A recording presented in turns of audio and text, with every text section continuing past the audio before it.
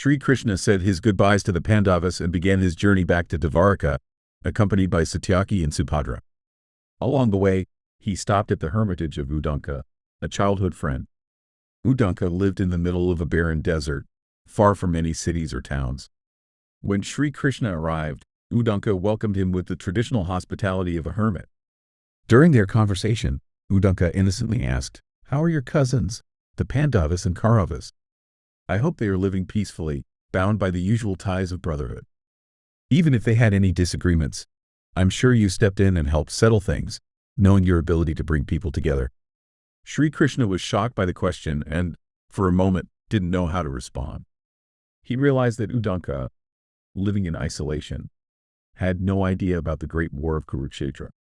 His innocent question, though well-meaning, unintentionally carried a sharp irony. After a brief silence, Sri Krishna carefully explained what had transpired. Udanka, however, was not convinced. He responded harshly, "I am horrified by this tragedy. What were you doing while this happened? You could have stopped the war.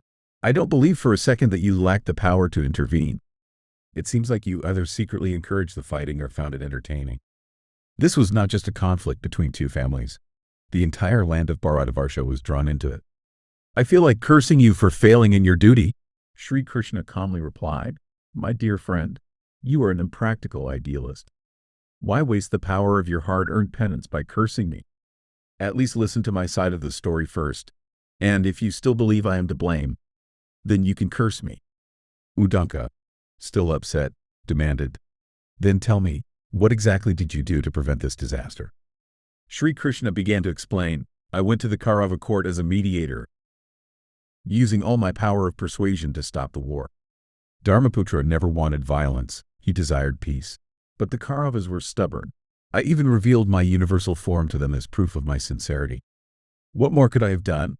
After hearing this, Udanka was finally convinced.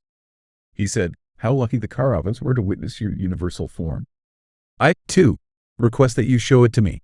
Sri Krishna revealed his universal form to Udanka, who was overwhelmed with joy. In awe, Udanka said, "Lord, I had mistaken you for just a friend. But now I see how fortunate I am to witness your cosmic form, which goes beyond anything the mind can understand or words can describe." Sri Krishna then said, "Dear friend, ask for any boon, and I will grant it." Udanka, still amazed, replied, "What more could I ask for? But since you insist, I would like to have water whenever I need it." Sri Krishna smiled and said, "So be it. For a desert dweller, nothing is more precious than water." With that, he bid farewell to Udanka and continued his journey to Dvaraka. One day, while wandering through the desert, Udanka became extremely thirsty and longed for water. Suddenly, a Nishada, a tribal hunter, appeared, followed by his hunting dogs, carrying a water bag made of camel skin. The Nishada offered Udanka water, but Udanka, being a devout Brahmin, refused it, considering the Nishada an untouchable.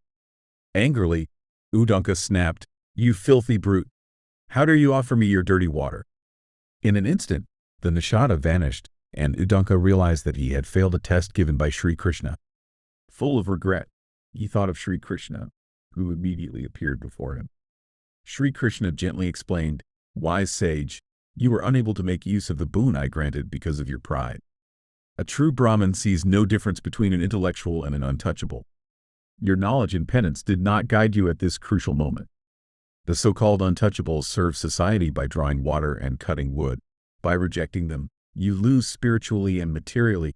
In fact, the water the Nishada offered you was divine nectar. I asked Indra for it and he sent it through the Nishada as a test of your spiritual progress. I hoped a soul like you would see beyond superficial differences." Udanka, ashamed, bowed his head and said, "Oh Lord, I have been arrogant and blind. I am far from being a realized soul. I don't deserve even water, let alone nectar. But I am grateful for the lesson you have taught me. Your practical wisdom is more valuable than any divine nectar." With those words, Sri Krishna disappeared, and Udanka returned to his hermitage, humbled and wiser.